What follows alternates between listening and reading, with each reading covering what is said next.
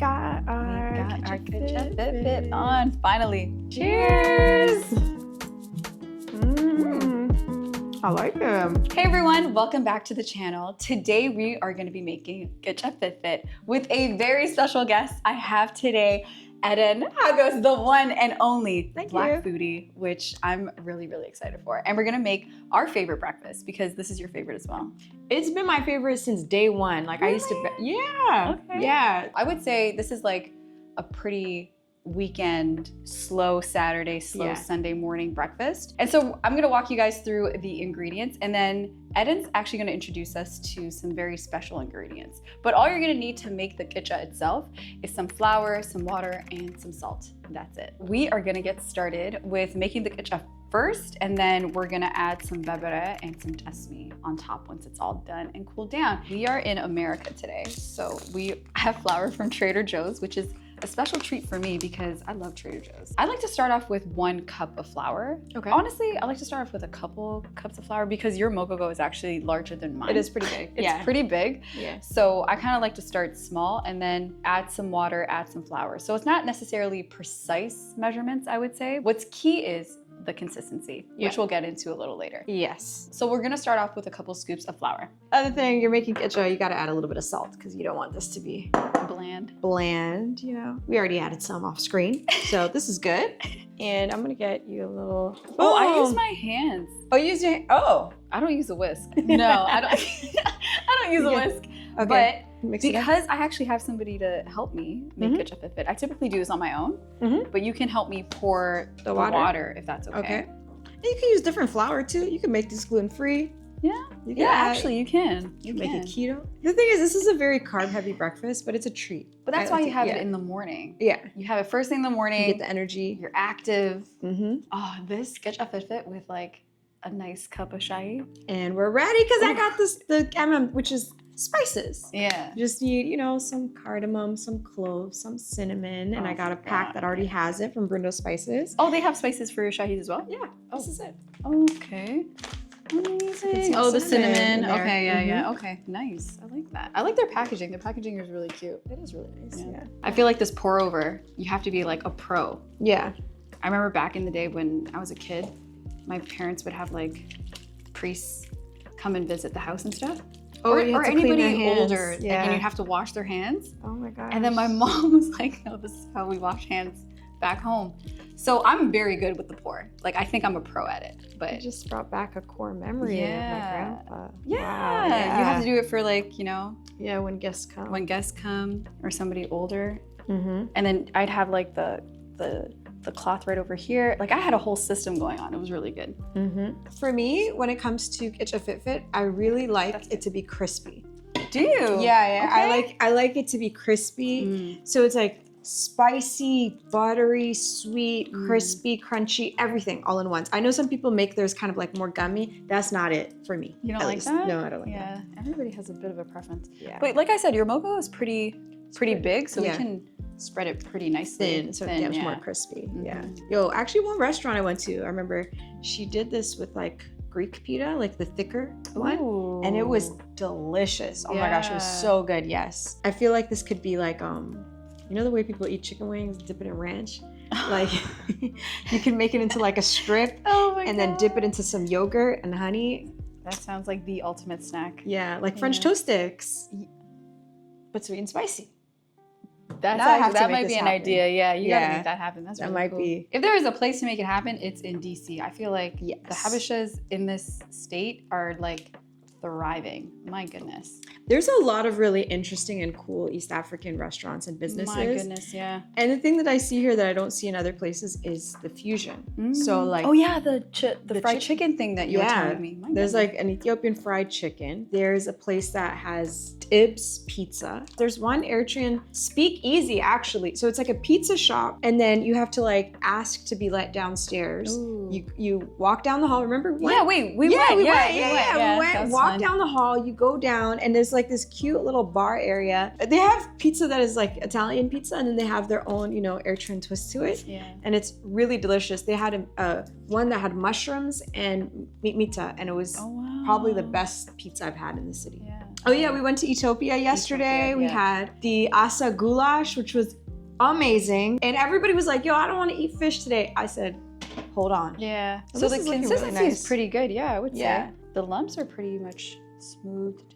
Yeah. I don't have a mogogo. I have like a crepe skillet from Walmart. Yeah, okay. And it's just perfect. It's like 20 bucks at Walmart. But people think it's a mogogo, which I find hilarious. But that's funny. Yeah. And it gets hot enough. It gets hot enough because I put it on top of the stovetop. Oh, you could put it and on. then, yeah, that's how I make it.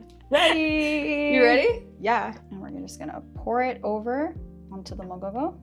Yeah, I feel like this is gonna be one big kitcha. It is. Nice. Beautiful. Ooh, you gotta spread it out. Now I gotta spread it out. That's right.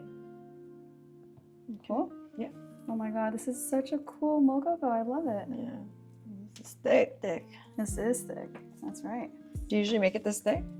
I typically like it like medium, like right in the middle, because I do like the crispy bits. Yeah. I love that, especially when it's like, you know, it's almost like nice and caramelized. It's really lovely.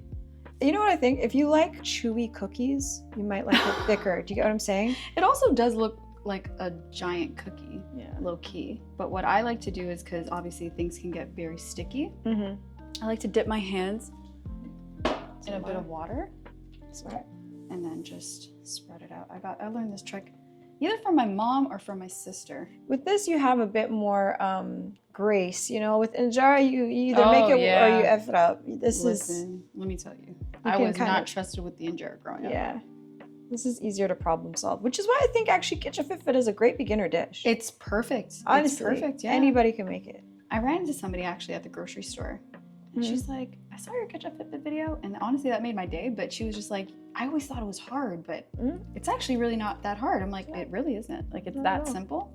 But sometimes with like cultural dishes and spices and stuff, we're just like, oh, it smells so good that it must take hours, and this really doesn't take long at all. No, not at all. That's good to me. Yeah? Yeah. Perfect. Should we get the lid? Yeah, we can cover it up.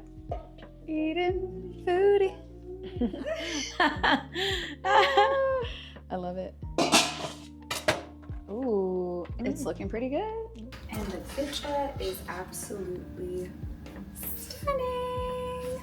All right, so we have the kitcha ready to go. So now we are going to, well, you walk me through how you make your Kitcha Fitfit.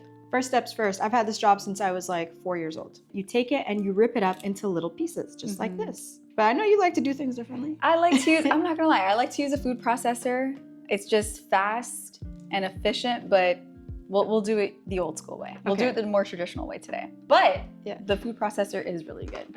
Okay, so we're getting into that step right now. We're just gonna go break this up. This is the kid's job. Yeah. At least when I was a kid. Did you used to do this when you were a kid? Girl, yeah. Yeah. It's funny how we all have like these little traditions that we had as kids. At least this one is cooled down. Yeah, yeah. When it's hot. When it's hot and it's early in the morning and everyone's hungry, it's just like I'm breaking it up like this, like real fast. But so let me tell you another hack that I have. Oh, tell me. It's not so much of a hack, but yeah, actually it is a little hack. I would buy paratha, which is, you know, like the Indian flatbread. And it's similar to kitcha and roti. It's more flaky though. Okay. And I buy it in the freezer section. It's usually like $2. Okay. Make it really quickly, and then I rip that up. And then I have like a flaky Kitcha Fitfit that's fast. No way. Yes. I've never done that before. Oh, you should try it. Also, like we didn't record this, but we made a naan. Right? With the Greek yogurt. That's right. When we were here. Yeah. And I think we could do that. You could make like a protein Kitcha Fitfit. Watch it. See, that's going to be the next video. Yeah. I got to go ahead and make that. We're making this happen. We got our Kitcha Fitfit on. Finally. Okay. So, Eden, walk us through what you're doing right now. So I've got the esme or the kibe that's been melted right now in a hot pan. Not too hot though. And now I'm gonna add some berbere. You like it spicy? I like it spicy. Hey, we got our brundo spices, berbere. I'm gonna add a few because I like mine extra spicy. Oh, amazing. Okay. So we're gonna mix that in and then add the bits of kitcha? Okay. So I'm gonna go ahead and increase the heat just a little bit. Okay. You want it just to sizzle just a little bit.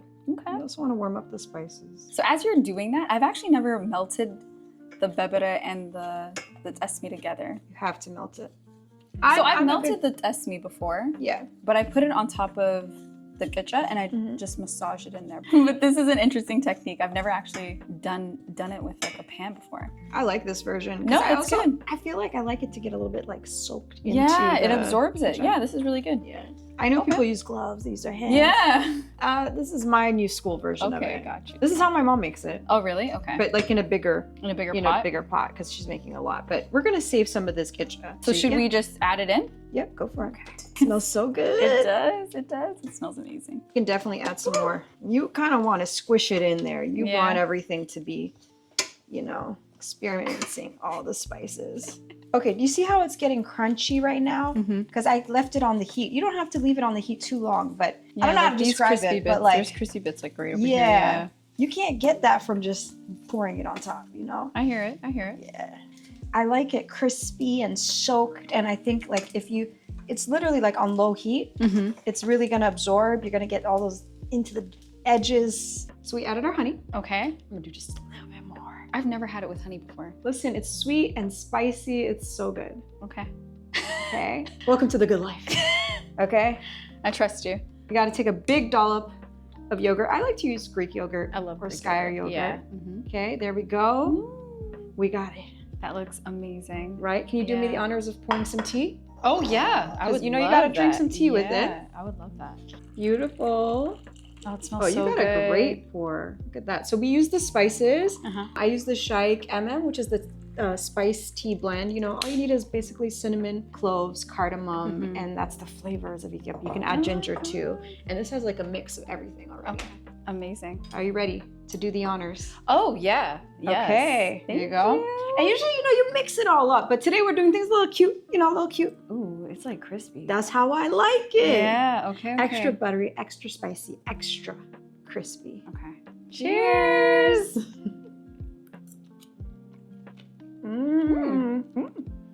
I like it. The honey adds something for sure. Yeah? I'd actually even go even more spicy than this next time. So the yogurt also cools it down. So if you don't like things too spicy, it makes it like, you know, the dairy cuts the heat. I like things spicy. Cheers. Cheers. Cheers. Nice. This was absolutely amazing. Thank you so much for making Kitcha Fitfit with me. And I've actually made some notes. Like I want to make it this way. Really? Yeah. Okay, I like that. put you I like on. that. Yeah. This is really good. Thank you. Thank you so much for having me. Thank you. It's really nice to have you here. I had the full DC experience. For real. Full DC experience. Welcome to the city. It's so nice. You know, I moved from Canada and it's really nice to have my friends visit. So sweet. Thank you.